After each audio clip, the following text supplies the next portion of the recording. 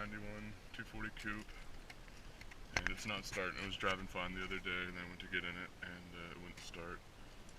It was doing some weird shit. Key in first spot, second spot.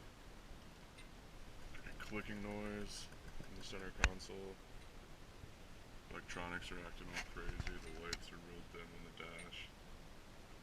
Kind of flickering and stuff. Seatbelts don't go back. My headlights won't go up and down.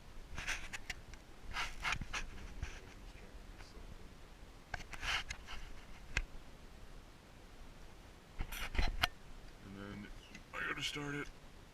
Nothing.